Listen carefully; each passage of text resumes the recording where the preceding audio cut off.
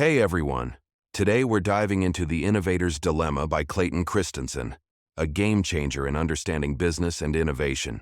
If you're looking to be the next big thing in business, you won't want to miss this. Let's go. Chapter 1. How can great firms fail?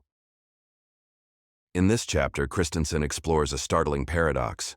Why do successful companies, those that are at the top of their game, still end up failing? He argues that these companies aren't necessarily mismanaged. Instead, they fail because they stick too closely to the models that made them successful in the first place. They focus on what he calls sustaining innovations, making good products better. But they miss out on disruptive innovations, cheaper, simpler solutions that start small but eventually take over the market. This oversight happens because these new innovations often don't initially meet the needs of their main customers or fit within their established business models. A key quote here is, "The very decision-making and resource allocation processes that are key to the success of established companies are the very processes that reject disruptive technologies." It's a wake-up call. Success today doesn't guarantee success tomorrow. Chapter 2.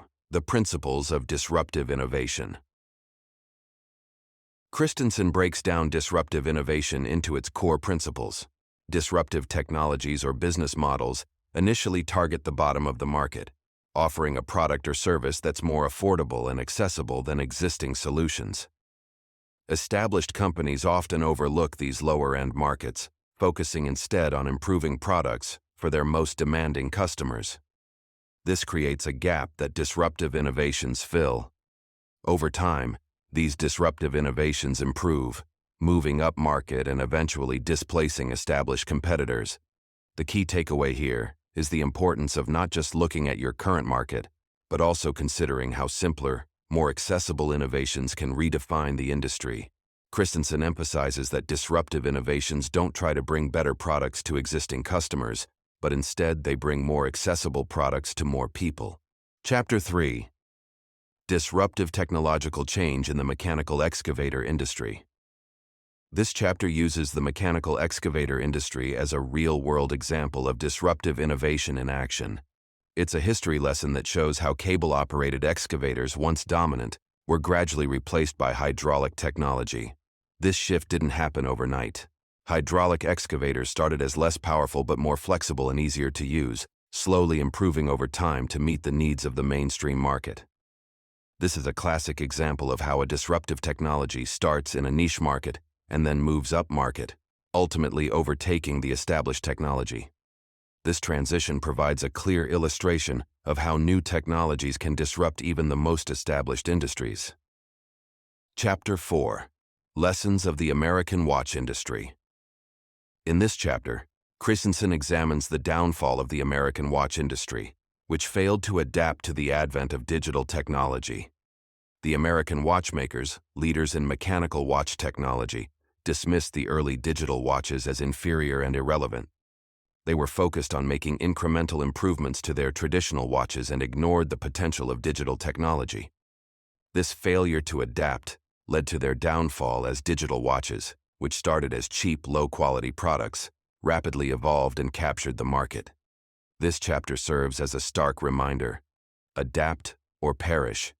It highlights the danger of being too focused on current success and ignoring technological advancements that initially seem irrelevant or inferior.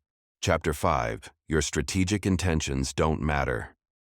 Christensen points out a critical gap between strategy and execution. Many companies have strategic plans that indicate a willingness to embrace new technologies and innovate. However, these intentions often don't translate into action. The chapter emphasizes that what really matters is not what you plan to do, but what you actually do. Companies often fall into the trap of talking about change without making any real changes.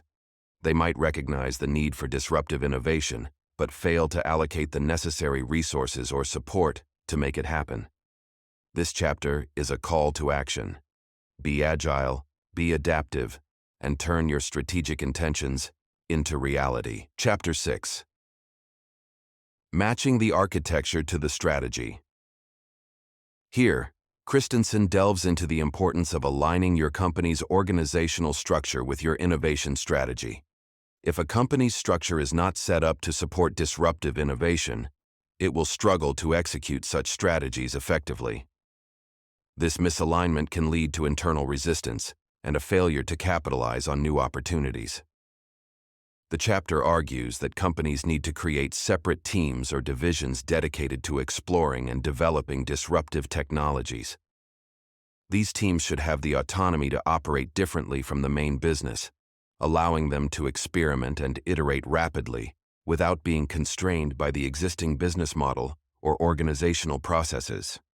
Chapter 7: The Innovator's Dilemma: Choices and Consequences.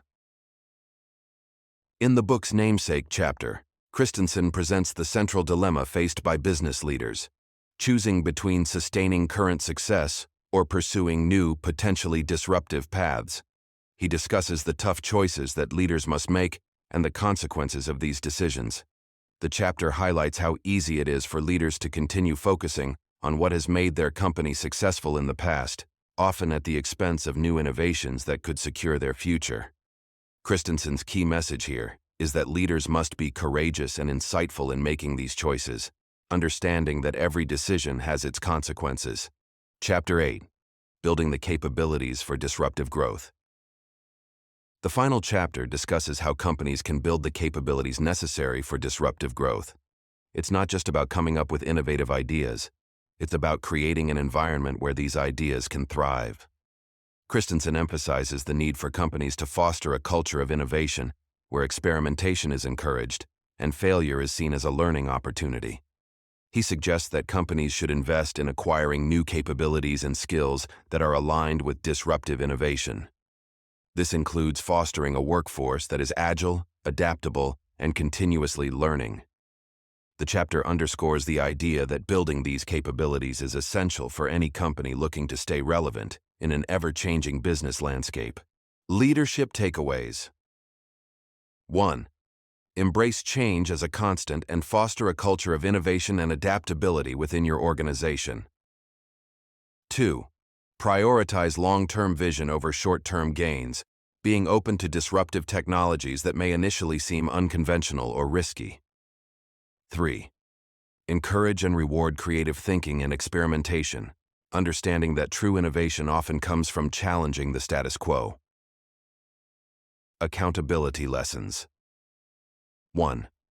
Hold yourself and your team accountable for not just setting innovative goals, but actively pursuing and implementing them.